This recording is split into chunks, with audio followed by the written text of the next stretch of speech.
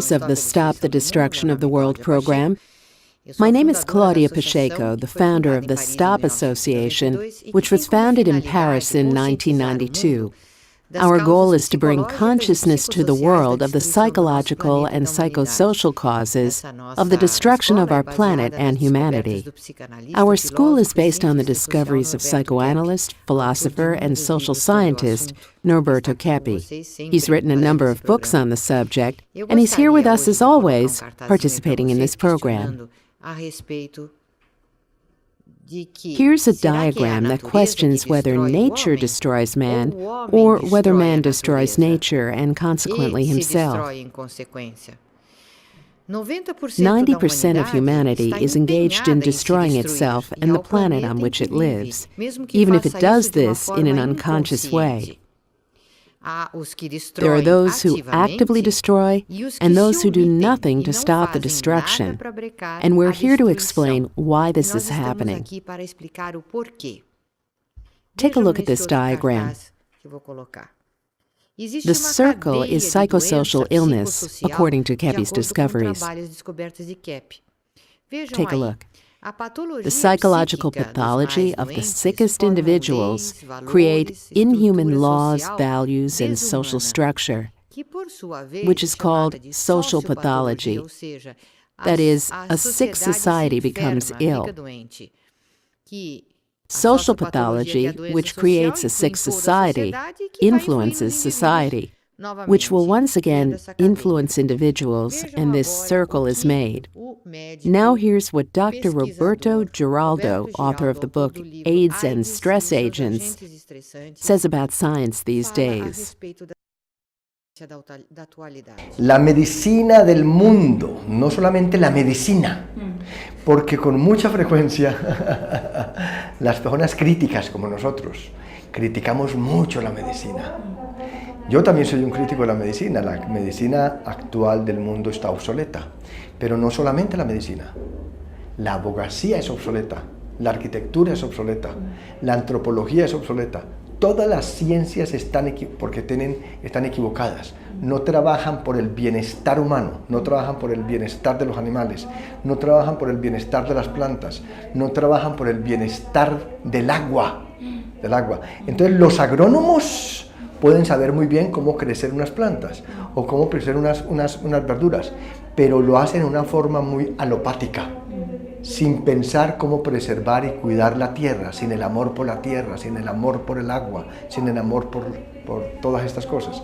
Entonces yo creo que hay una crisis en todas las ramas del saber. Y lo mismo para la educación, por ejemplo, la educación que se da hoy en día en las escuelas, en el mundo entero, incluyendo Brasil, Colombia, Estados Unidos, para los niños, es una educación muy rígida, que no está de acuerdo a cómo es el universo, no está de acuerdo a cómo es la energía del universo. El principal error de la medicina actual es un error filosófico, que como dije ya, ocurre en todas las ciencias, pero en medicina en particular lo voy a explicar muy sencillo.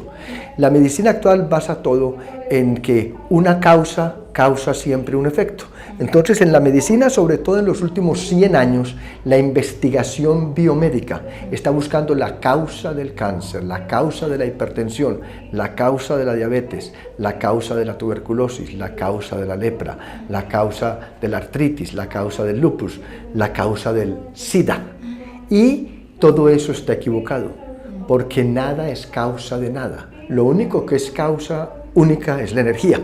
Entonces, para que se produzcan cualquier fenómeno de enfermedad, o sea, de dolencias, cualquiera que ellas sean, se necesitan muchísimos factores que se van formando, unos más importantes que otros, y hacen que una enfermedad aparezca en un momento dado. Por ejemplo, cuando yo hablo del SIDA, digo que las causas del SIDA son los agentes estresantes. Y por eso hacer medicina alópata o convencional es muy fácil.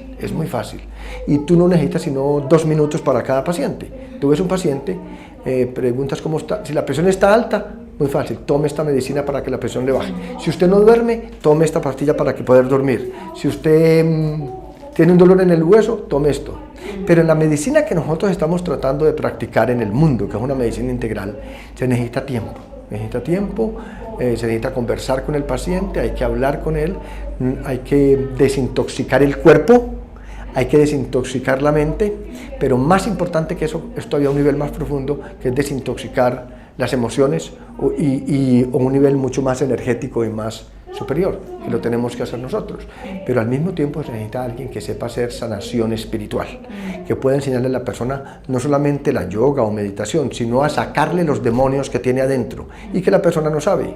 Si por ejemplo la persona tiene, que es lo que hacen mucho en trilogía analítica, si la persona tiene unos traumas de la niñez, no en el psicoanálisis clásico de Freud, no, en otro mucho más revolucionario, si la persona tiene unos traumas de la niñez, fue abusado sexualmente o no comía lo que quería comer, algún trauma de la niñez y está muy profundo, pero no está consciente, eso puede ser lo que no lo deje curar del cáncer, o eso puede ser lo que no lo deje curar del SIDA. Entonces hay que sacar ese tipo de cosas afuera. O personas que tienen rencores profundos con todo, pero no lo manifiestan, se ven riéndose, pero viven con un rencor profundo por dentro un rencor contra todo, odian la sociedad, odian los animales, odian las plantas. Ese rencor y ese odio ayuda a que se degeneren mucho las células, se degenere el ADN, aparecen los cánceres y aparecen muchas enfermedades. O sea que la parte más profunda está en la parte espiritual. He was talking in this manner about medicine because of the understanding he has, which comes directly from his work.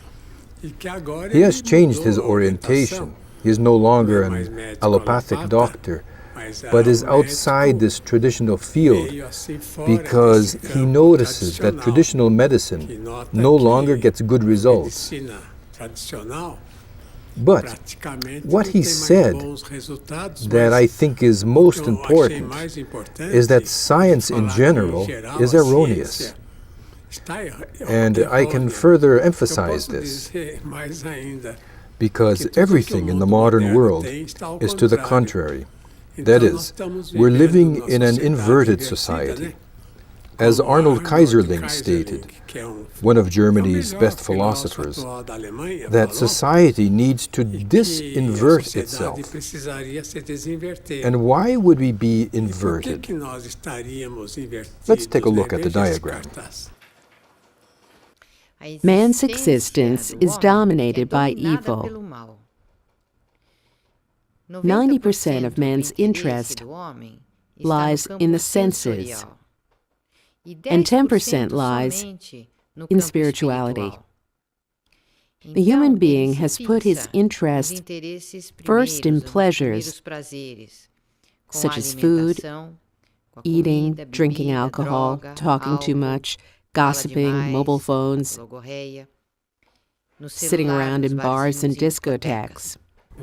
And so, notice that the world is upside down, because the sensorial part should be 10% of human experience, and the spiritual part, the psychological part, should be 90%.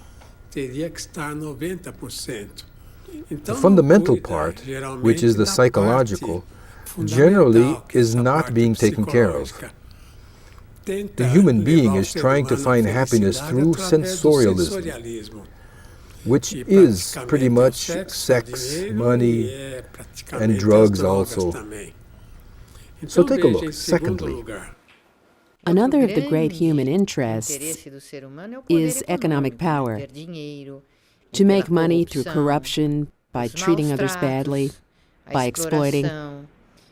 This is the false power of lies and avarice.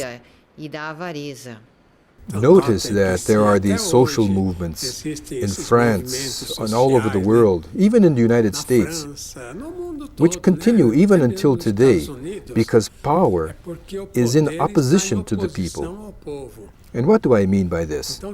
When a person who rises to power, who is neurotic or sick, or even mentally ill, as we've had, like Stalin in the Soviet Union, Hitler in Germany, Franco in Spain, Salazar in Portugal, and so on. All of these famous dictators, all of these people are just one person orienting an entire nation, orienting millions of people. And being sick, they don't want to put themselves in service of the people. They put the entire country and the people to serve them.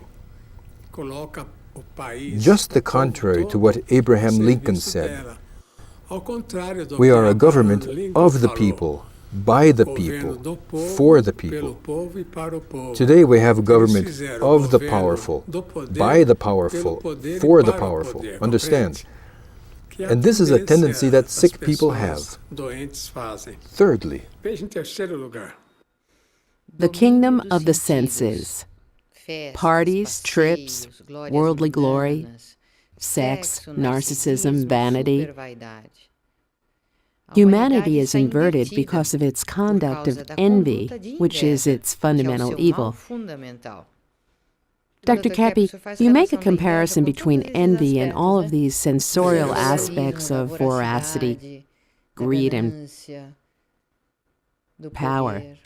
of course, the human being shouldn't live without the senses, but the senses must obey reason, feelings, and goodness, and the aesthetic aspect also. Take a look at another diagram. Man's greatest desire is to destroy everything he can, including himself. This is what suicide is all about. Not only direct suicide, but indirect also. Gradual suicide. If a person takes drugs, this is suicide. If he smokes, If he drinks, smokes, drinks, he is committing suicide.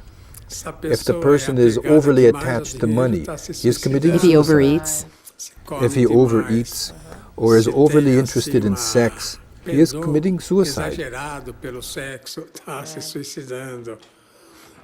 Or when a person wants to put the world at his service, egocentrism, he is committing suicide. And this that is taking place in humanity today is very serious. Secondly, Freud called this Trieb tendency the death instinct. And this is the reason the planet is quickly being destroyed. The human being's inverted energy is affecting everyone, including animals, plants, and the land. The human being is getting what he wants, and that is to destroy life. I have to say this quickly. This energetic issue of the human being doesn't only affect other people. This look that we call the evil eye, it can really affect children, for example. Children are more sensitive, and if a person keeps looking at a child with envy, the child can get sick. In the same way that a child gets sick, plants also do, and animals. And the earth itself dies due to this human envy. We'll be right back.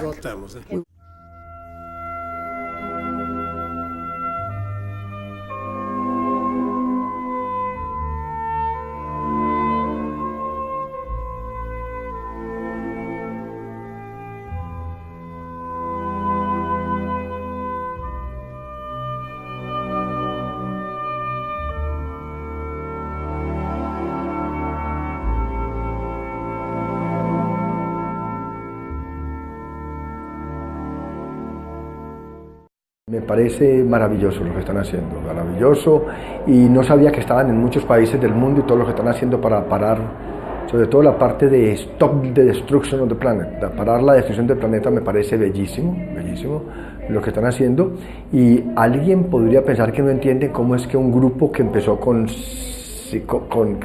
de psicólogos y personas que tenían que ver con la mente, ¿por qué están hablando de parar la destrucción del planeta? Porque a mí me emociona que sean los psicólogos los que formaron este grupo, porque muchas veces nosotros decimos que los que están destruyendo el planeta son los americanos, los industriales con la contaminación ambiental, y es cierto en cierta parte. Hay, el deseo de enriquecimiento rápido de la industria moderna está destruyendo en gran parte el planeta. Se ha creado los huecos de la capa de ozono, la lluvia ácida, la contaminación del aire, del agua, del suelo, de los alimentos. Sin embargo, todos los seres del planeta estamos ayudando a la contaminación del planeta y a la destrucción del planeta con nuestros pensamientos. Con nuestros pensamientos, porque nuestros pensamientos son energía y hemos contribuido a esto. Muchos de los fenómenos aparentemente naturales que han sucedido últimamente, como el tsunami, como los nuevos huracanes del Caribe, que han destruido ciudades como Nueva Orleans, como la península de Yucatán, muchos huracanes. Yo creo que todo esto tiene que ver con las malas energías del ser humano, que está creando una cantidad de energías negativas que están ayudando. Por eso nos debemos unir todos a cambiar una mentalidad, a vivir más felices, a enviar mensajes positivos, a estar alegres, a estar felices, a estar danzando, bailando y a pensar un poco más en una mentalidad de felicidad y de alegría. Así suene un poquitico artificial, pero tenemos que enseñarle a los niños a reír nuevamente, a las personas a reír, porque muchas veces cuando uno le pregunta a la gente, ¿todo bien? Todo bien. Esa respuesta de todo bien es una respuesta que estoy bien, no está bien, es una respuesta negativa, de tristeza. Entonces, esa parte psíquica de los seres humanos está ayudando a la destrucción del planeta. Entonces estoy muy contento de que exista una organización como la de Trilogía Analítica y de la organización STOP, que nace de ellos, que está en muchos países ayudando a parar la destrucción del planeta. Y para eso nos debemos unir todos, todas las personas que en este momento en el mundo estamos trabajando aparentemente de diferentes ángulos, como yo que trabajo con lo del SIDA, es lo mismo, estamos trabajando exactamente lo mismo. O las personas que están trabajando en medicina natural, es igual. Las personas que están trabajando con la preservación de las especies del Amazonas, que están trabajando con la conservación de los delfines, de las ballenas, es lo mismo. Y nos debemos unir todos a tratar de parar la destrucción del planeta. Y no solamente dando órdenes a los industriales, sino nosotros mismos ser conscientes de que nosotros mismos cada día ayudamos a la destrucción del planeta con nuestros pensamientos, nuestras malas energías.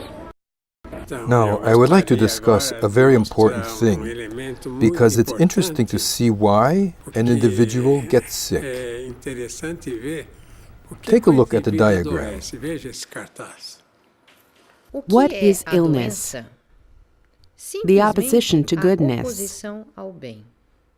You know, we bring this up, opposition to goodness, but the human being doesn't want what is good. Unfortunately, due to envy, goodness is what the human being most rejects. Because to admit goodness, one has to admit there's a creator, admit that there are some individuals who are at a superior level, the things that were better done in the past, that there are some people today who work better than others, people who do good, people who develop themselves with serious studies, develop in art, in science. So the person becomes sick initially because he doesn't want goodness. Secondly, an attitude against the divine nature. That is, it's an attitude against God. It's practically theomania. Megalomania, as it relates to God, is what I call theomania. Theo meaning God. The human being has a mania to be God. He wants to reconstruct everything his way. Notice that it's very rare that a person accepts living life as it is. We always want to create a different life, have a different job, think differently. Look at this fashion of piercing the lips, the body, or tattooing. These are all attempts to modify the body, as if it had been created wrongly. Let's see, thirdly, the human being doesn't want to be who he is. This stems from his theomania and psychological inversion. The human being wants to be a god of creation. Dr. Kepi spoke of the person's theomanic attitude of wanting to recreate himself into a god, and in the end, he makes himself look more like a demon. Take a look at present-day teenagers. For example, this totally tattooed person, loaded with piercings, trying to make a brand new thing. Notice this implant on his forehead, relatively common nowadays. That looks like horns. This looks more like an E.T. from Varginha. Here's a man who's totally pierced. Imagine this person's immune system. It must be totally overloaded from all the defense it has to mount to counter all this aggression. Here we have a cut in the skin filled with clips. It looks like he wants to lengthen his neck. And here, the ultimate sadomasochistic experience. We could even say that this demonstrates that there are devilish, energetic influences over these people who are hanging from these hooks as if they were meat at a butcher's. Seems the human being's greatest glory these days is this type of pathological attitude. As you have seen, it's very important to become conscious of human pathology if we want to better the situation and even save society.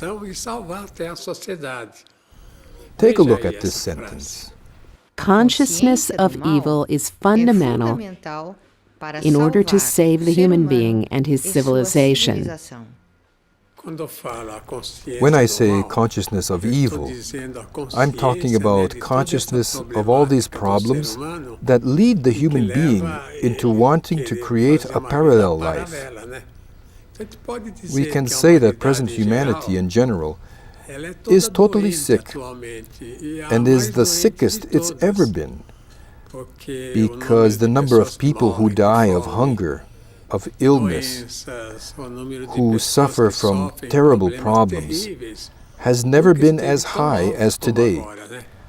That is, society is in fact in big danger, not only of going under, but as the human being is killing himself, he's also liquidating the planet. We can see that this energetic problem that humanity has in relation to Earth is producing all these ecological disasters, like volcanoes, hurricanes, etc. So take a look at the diagram. What is the human being's choice? In agreement with his nature, the human being should be interested in what is celestial, transcendental, in the spiritual, and in psychology, so as to form a resonance of energy between the human being and what is from heaven, we could say. However, the resonance that humanity establishes runs more to sensorialism, the instincts, like that which pleases the five senses. Man lives according to his choice, his habits, his interests. We can be more worldly or more celestial, depending on our choices. This is the great problem that humanity has presently. And this stems from Aristotle. Aristotle said that knowledge came from the senses. And this happened after he studied with Plato. But before him, Parmenides had already said that the sensorial can't bring knowledge. That is to say, it's impossible to turn an image into an idea. In sensorialism, one sees with one's eyes, we see the image. And you can't make an idea from this image. But to the contrary, a person who has contact with the senses sees what things are, because it's from the psychological that we know what we're dealing with. You see? So take a look at Plato's ideas. The human being stems directly from the divine being. It's not like Plato said, that the human being was there in the courts of the gods, and then later the soul would come to earth and take over a body. It's not like that, because you can't have a body and another thing, a soul. What can happen in extreme cases is diabolical possession. That is, the individual who is totally focused on infernal beings can allow one or a legion of them to live in him.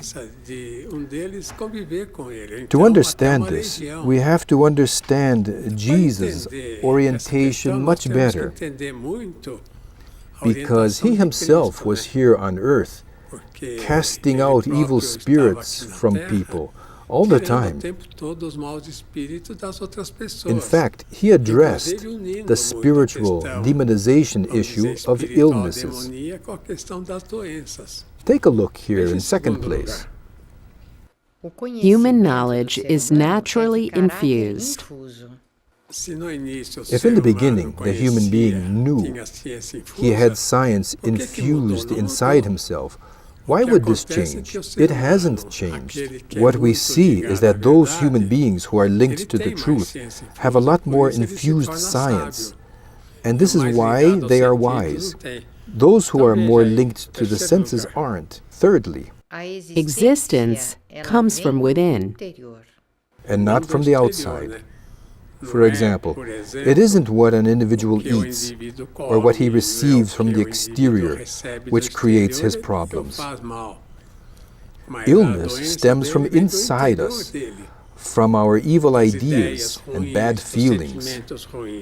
In fourth place, A very important concept is that Plato considered goodness as being fundamental for everything that exists. now I'd like to show one more sentence. Where there is no will, evil doesn't exist. So what conclusion do we reach with this? What draws the human being into illness is his own will. And now I'd like to show you someone who brought to earth the greatest wisdom we have, and who hasn't been very well understood and followed, even until today. Take a look at who he is. Jesus Christ.